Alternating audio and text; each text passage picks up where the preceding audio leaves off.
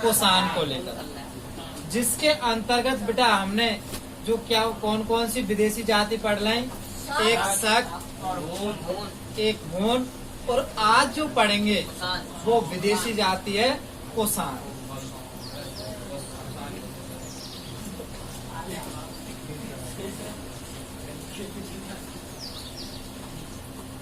तो बेटा अपन जो बात कर रहे हैं वो विदेशी जाति कौन सी है, कुषाण।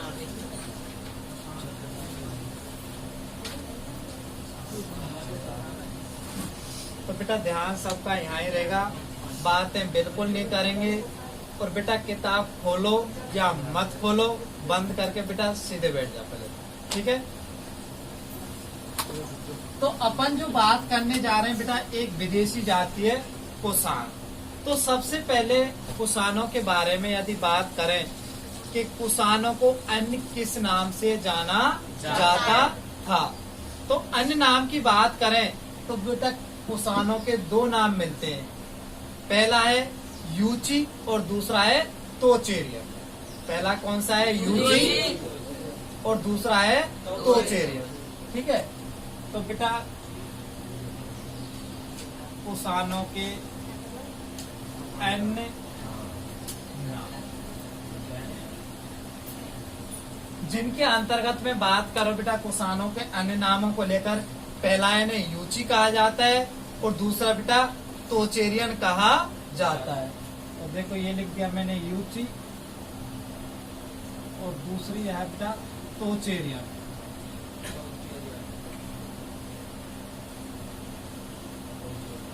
अब बेटा जो ये कुषाण शासक थे, इन्होंने क्या किया था, इनके 5 कबीले आए थे। 5 क्या है, कबीले।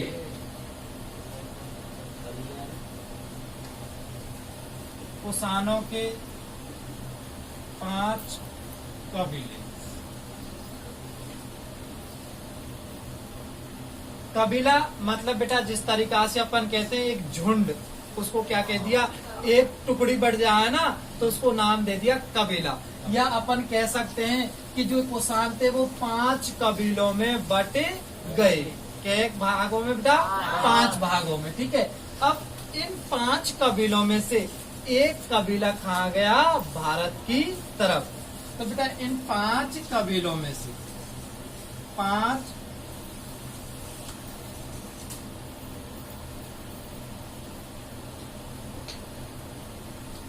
कबीलों में से एक कबीला मतलब एक भाग भारत में प्रवेश कर गया। अब जैसे बेटा 5 भागों में कबीले बट गए और एक जो भाग था वो किस में एंट्री कर गया, भारत में। अब ये बेटा जो भारत में जिस कबीले ने एंट्री की, प्रवेश किया, उसने क्या किया बेटा, भारत के बहुत सारे जो प्रदेश थे उन पे क्या किया भैया, राज किया, अधिकार किया। सबसे पहले बेटा ये था अपन का कुषाणों के थोड़ी सी रूपरेखा थी। क्या थी, रूपरेखा। अब इसके बाद अपन बात करेंगे कि सबसे पहले जो कुषाण शासकों में कौन हुआ था। सबसे पहले जो बात की जाती है, एक नाम आता है कुषाण शासक का, जिसका नाम है कुजुल कडफिसस प्रथम। इसके बाद जो द्वितीय शासक आता है कुषाण वंश के अंतर्गत, उसका नाम उसकी बात करते हैं बेटा विम कडफिस द्वितीय। पहले की बात करी बेटा मैंने कुजुल कडफिसस प्रथम। दूसरा जो कुषाण शासक की बात करेंगे वो है विम कडफिस द्वितीय।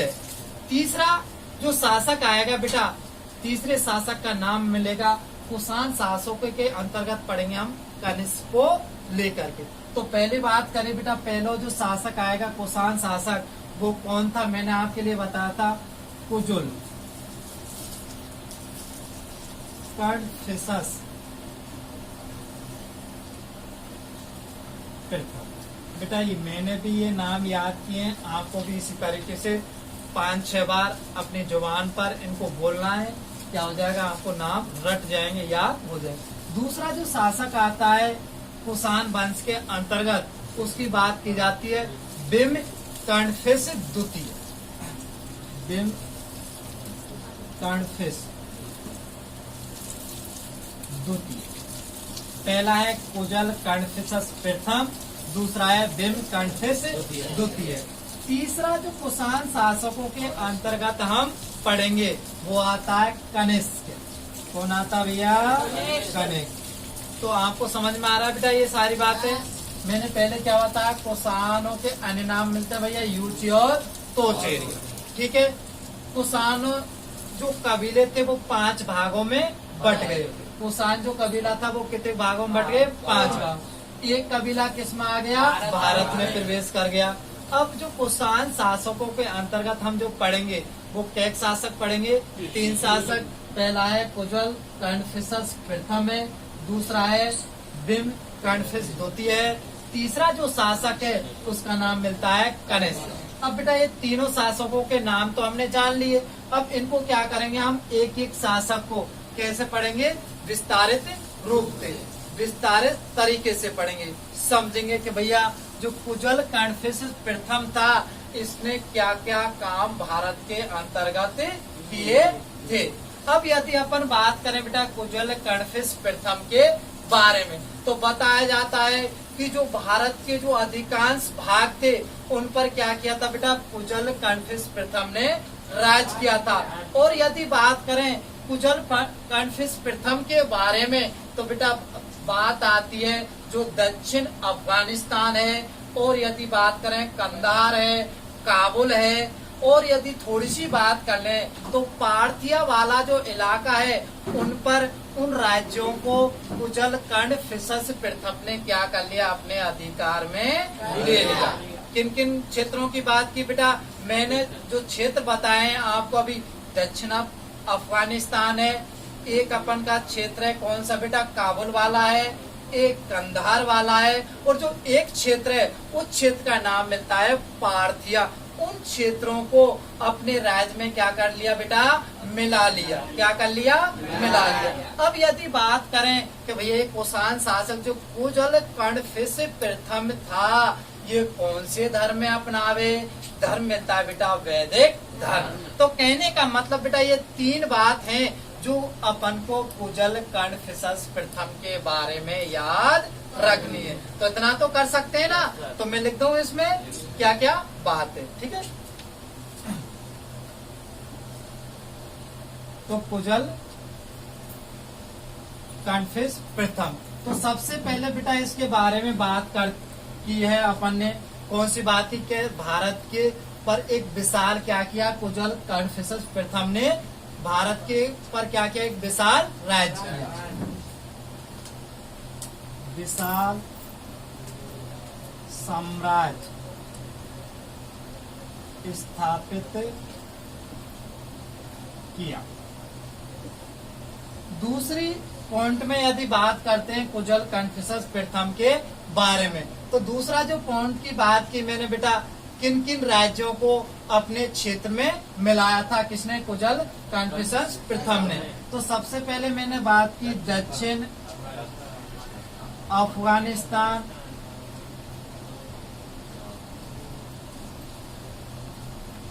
दूसरा था बेटा काबुल,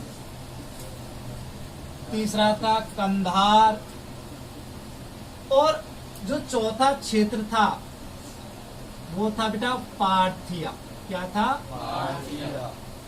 इन क्षेत्रों के ऊपर क्या किया था बेटा? कुजल कर्णफिशस प्रथम ने राज किया या अपने राज्य में मिला लिया। ठीक है, अपने राज्य में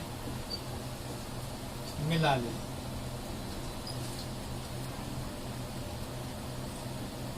बेटा आपकी किताब में एक बात और दी गई है कुजल कर्णफिशस प्रथम के बारे में। जो एक बात कौन सी है? तीसरी बात वो है किस धर्म को ये मानते थे।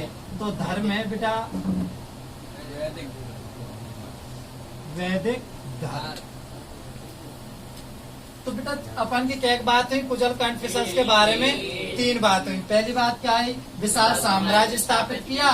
दूसरी है दक्षिण अफगानिस्तान, काबुल, कंधार, पार्थिया, इन क्षेत्रों पर क्या किया भैया? राज किया। क्या किया? राज किया। और धर्म किसको माने? वैदिक धर्म को। ठीक है, अब जो अपन बात करेंगे दूसरा जो शासक था वो कौन आता है भैया? दूसरा शासक का नाम बताया मैंने, भीम कांडफिस द्वितीय। तो बेटा इसको आप केवल 2 मिनट में सेट करेंगे। जो अपन ने बात कर ली कुजल कांडफिसस प्रथम के बारे में, 3 बातें पढ़ ली ना। अब जो नेक्स्ट बातें करेंगे वो अगला शासक आता है कुषाण शासक है, जिसका नाम में था भीम कांडफिस प्रथम द्वितीय। भीम कांडफिस द्वितीय।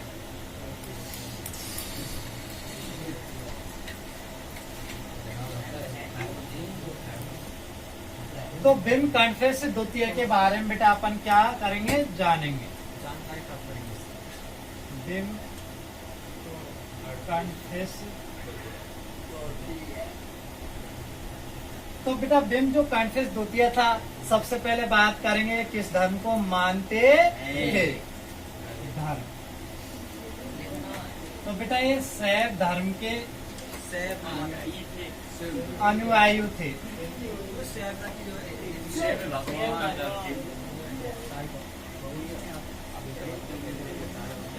तो बेटा शैव धर्म को बेटा ये मानते थे या शैव मत के अनुयायी थे, मतलब शिव भगवान को मानते थे। ठीक है, भोलेनाथ, नंदी। अब यदि बात करें बेटा, इनकी कुछ मुद्राएं मिली हैं और उन मुद्राओं के ऊपर कुछ अंकित मिले हुए हैं। कुछ अंकित क्या, कुछ आकृति मिली हुई है। भीम कांडफिस द्वितीय की सोने की कुछ मुद्राएं मिली है। किसकी भैया? सोने की।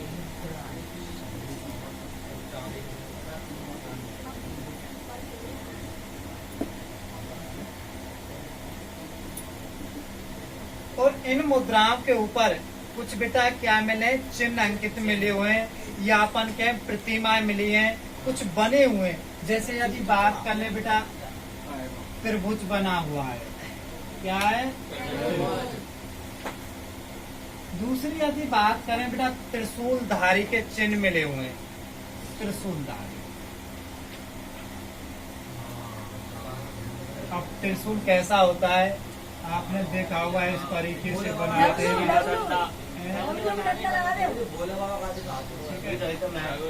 इस तरीके से क्या होता है? बेस्ट बिटाओ, बेस्ट बात है। तो इस तरीके से क्या होता है? त्रिशूल होता है। अब तीसरी जो बात करें बेटा वो है व्याघ्र चमाग्राही। व्याघ्र मतलब क्या होता है? बाघ। उसके क्या मिले हैं? चिन्ह मिले हैं कुछ मुद्राओं के। ठीक है, व्याघ्र चमाग्राही, इसके क्या मिले हैं? कुछ चिन्ह मिले हैं। अगली यदि बात करें तो बेटा नंदी की, नंदी शिव भगवान की क्या मिली है बेटा? इसकी आकृति मिली है। ठीक है, अब यदि बात करें भीम कांडफिस द्वितीय के बारे में, तो बेटा इसके बारे में एक और बात की जाती है कि जो सोने के सिक्के चलाए थे, सोने के सिक्के, वे सोने के सिक्के कुषाण शासकों ने सबसे पहले चलाए थे। हाँ बेटा, तो बेटा सबसे पहले जो सोने के सिक्के चलाए थे ना, वो कुषाण शासकों ने ही चलाए थे। तो बेटा क्या एक बात है गई अपन की? 2 बात इसके अंतर्गत है भीम कांडफिस द्वितीय के बारे में। सबसे पहले धर्म शैव धर्म के अनुयायी थे। भीम कांडफिस द्वितीय ने सोने की, भीम कांडफिस द्वितीय की क्या मिली है बेटा? सोने की मुद्राएं, जिन पर किन किन के चित्रांकित मिले? त्रिभुज, त्रिशूलधारी, व्याघ्र चमकराई और नंदी। अगली बात है सोने के सिक्के कुषाण शासकों ने सबसे पहले चलाए थे। तो बेटा इसको क्या कर लो? नोट।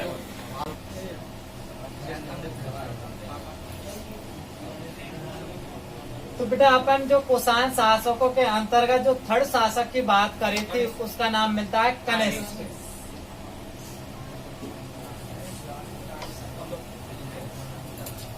तो बेटा ये कनिष्क जो शासक है बहुत ही बड़ा इम्पोर्टेंट शासक है, महत्वपूर्ण शासक है।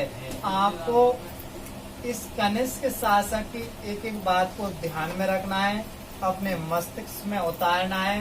और यदि बेटा आपने ध्यान नहीं रखा ना, इधर उधर ध्यान दिया, तो बेटा आपको ये कनिष्क समझ में तो आएगा लेकिन पूर्ण तरीका से आपके मस्तिष्क में नहीं बैठेगा। ठीक है, तो सबसे पहले जो बात करेंगे बेटा, कनिष्क ने क्या काम किया था। कनिष्क के बारे में बताया जाता है कि कुषाण शासकों में सबसे महत्वपूर्ण शासक कनिष्क बताया जाता है। तो कुषाण शासकों में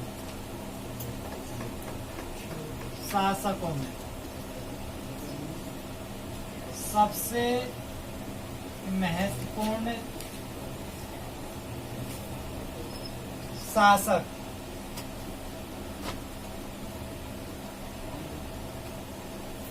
कनिष्क बताया जाता है।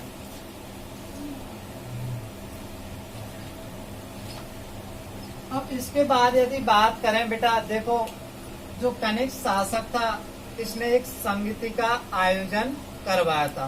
संगीति क्या होती है, कहने का मतलब बेटा जो ब्राह्मण होते हैं उनको सबको बुलाया जाता है। ठीक है, तो जो संगीति है वो चौथी बौद्ध संगीति है। तो कनिष्क शासक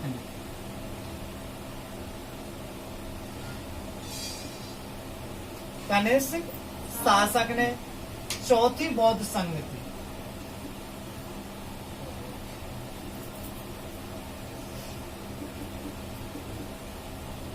चौथी जो बौद्ध संगीति का क्या करवाया था, आयोजन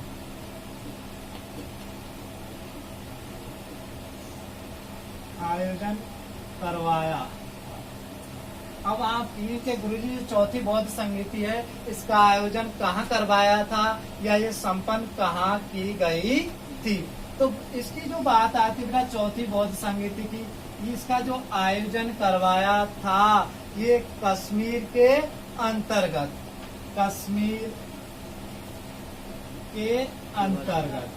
एक जगह है जिसका नाम है कुंडलवन। कुंडलवन के अंतर्गत बेटा इस चौथी बौद्ध संगीति का आयोजन करवाया था। और किसकी इसमें जो पुरोहित था या किसकी अध्यक्षता में करवाया था, तो बेटा किसकी अध्यक्षता में करवाया था, जिसका नाम मिलता है एक आचार्य पार्श्व था।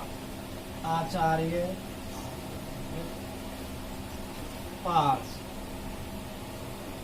की अध्यक्षता में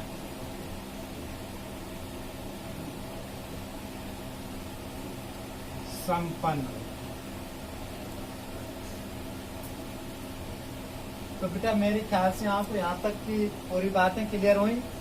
तो अपन की चौथी बौद्ध समिति का जो आयोजन करवाया था वो किसने, आचार्य पार्श्व की अध्यक्षता में हुआ था और कश्मीर के अंतर्गत कुंडलवन में हुआ था। अब आगे की यदि बात करें तो बेटा कनिष्क की बताया जाता है कि इसकी दो राजधानियां थी। कनिष्क की दो राजधानी,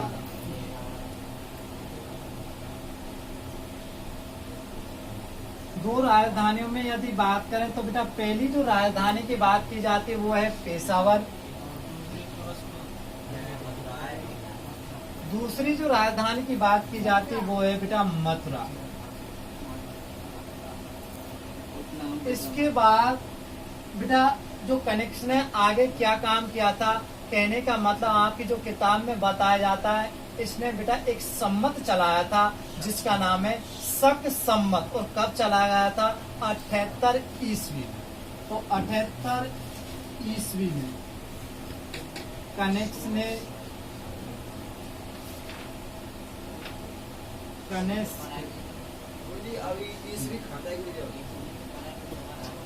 78 ईस्वी में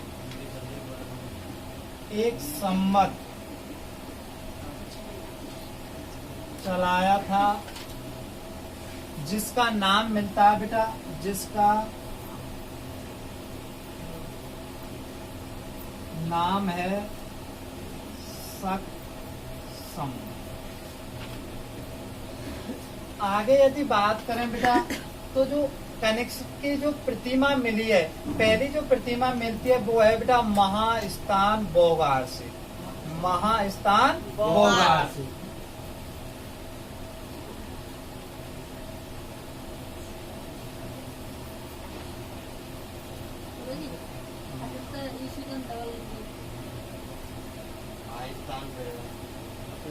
तो बेटा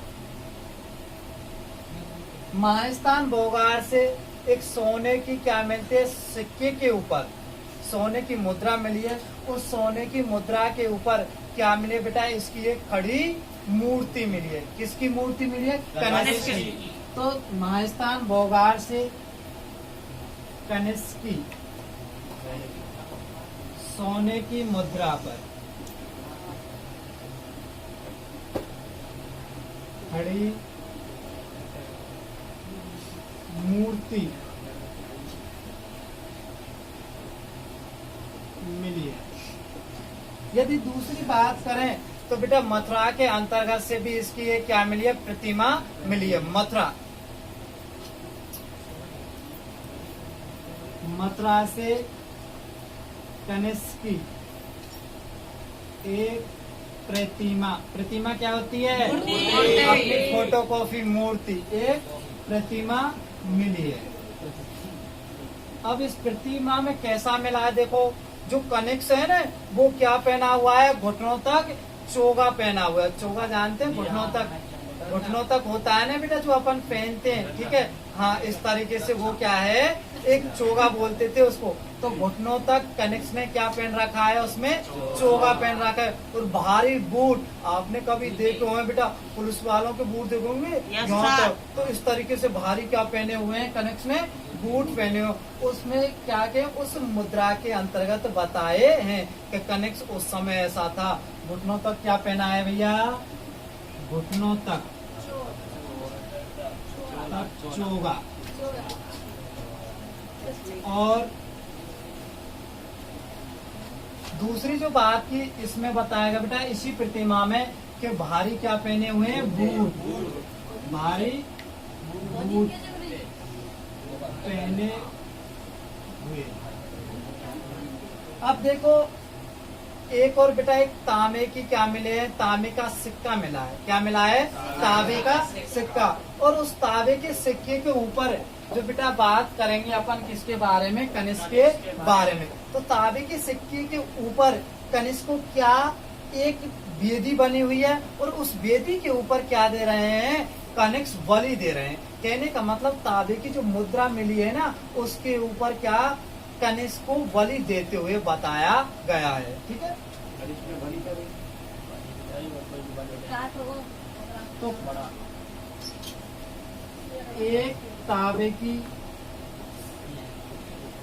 मुद्रा के ऊपर,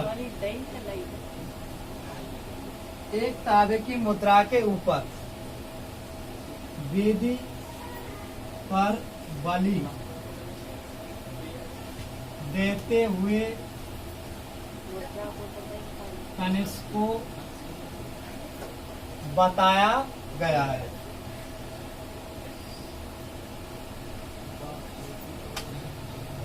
तो बेटा एक तांबे की मुद्रा के ऊपर जो वेदी पर, ठीक है, बलि देते हुए किसको बताया गया है, कनिष्क को। क्लियर हुई यहाँ तक की बात है? तो बेटा इसको आप नोट करो जल्दी से।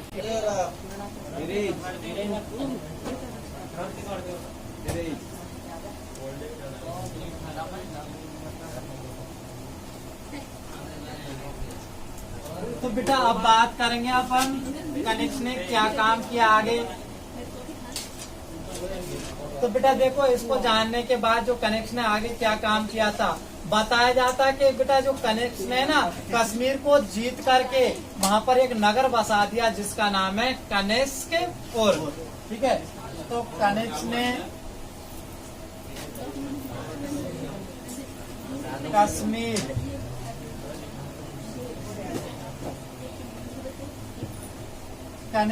कश्मीर को जीतकर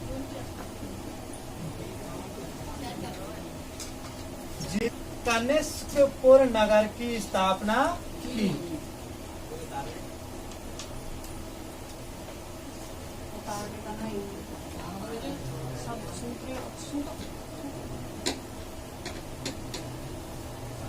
स्थापना। तो कहने का मतलब बेटा जो कनिष्क था उसने कश्मीर को जीत लिया और कश्मीर को जीतकर बेटा एक नगर बसा दियो कनिष्कपुर, मतलब अपने नाम पर ही उस नगर का नाम रख दिया कनिष्क। और राजा को नाम क्या कनिष्क था और उसमें पुर शब्द जोड़ दिया, मतलब अपने नाम के ऊपर क्या रख दिया नगर को नाम कौन सा बसा दिया भैया कनिष्क।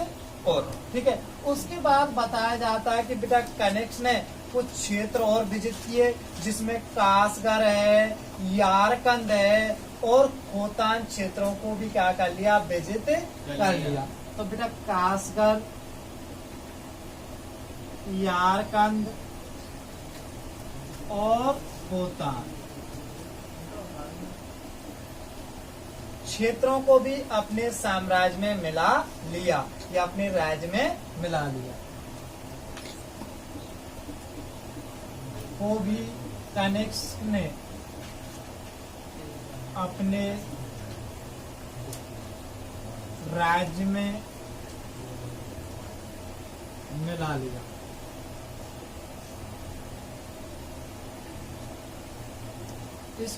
इसके बाद जो अगली अपन बात करेंगे कनिष्क के बारे में, वो मिलता है बेटा जो कनिष्क का राज दरबार था ना, उसके अंतर्गत कुछ क्या रहते थे बौद्ध विचारक रहते थे। कौन रहते थे बौद्ध विचारक। और बौद्ध विचारकों के अंतर्गत जो प्रमुख रूप से मिलते हैं जो आचार्य पार्श्व था, उसके बाद वासुमित्र था और एक जो आचार्य थे वो है अश्विक घोष। तो बेटा कनिष्क के राज दरबार में कुछ बौद्ध विचारक भी रहते थे। बौद्ध विचारक जिनमें बेटा मैंने बात करी, पहला है पार्श्व, दूसरा आता है बेटा जिसका नाम मिलता है बेटा दूसरे की जो मैं बात कर रहा हूं वो है वासुमित्र। ठीक है वासुमित्र। ठीक है, तीसरी जो अपन बात करते हैं बौद्ध विचारक की, जो तीसरा अपन को क्या मिलता है बौद्ध विचारक मिलता है जिसका नाम मैंने अभी आपको बताया कि अश्विक घोष। अश्विक घोष। अब यदि बात करें बेटा इसके राज दरबार में कुछ क्या रहते थे महान विद्वान गणितज्ञ भी रहते थे। महान गणितज्ञ और महान गणितज्ञ की बात करें तो एक नाम मिलता है नागार्जुन। ठीक है,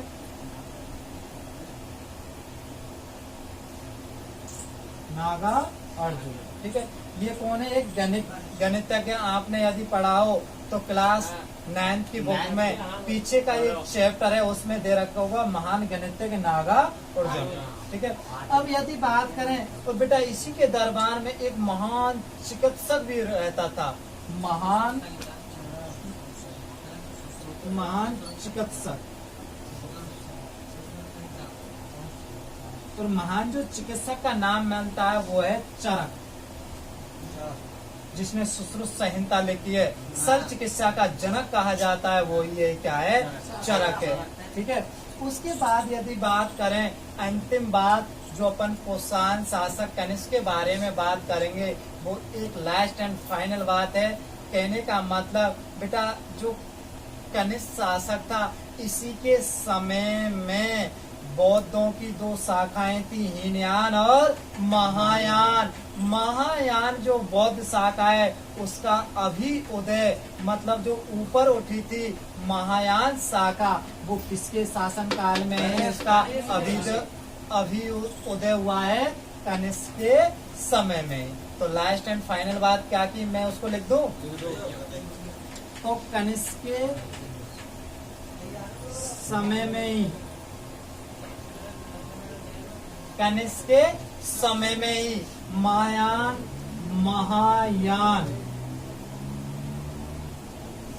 महायान बौद्ध शाखा का अभ्युदय हुआ। और बेटा यहाँ आपका जो तीनों विदेशी जाति थी, शक, हुन और कुषाण, मैंने बेटा एक एक बात आप तक पहुंचा दी। आपका काम है अब इनको याद करना। और कल बेटा अपन बात करेंगे आत्म शांतिकरण। इस तरीके से अपन को पाठ कल हम इसको क्या कर देंगे, अंतिम रूप पाठ को दे देंगे। फिर मिलेंगे बेटा इसी वक्त कल।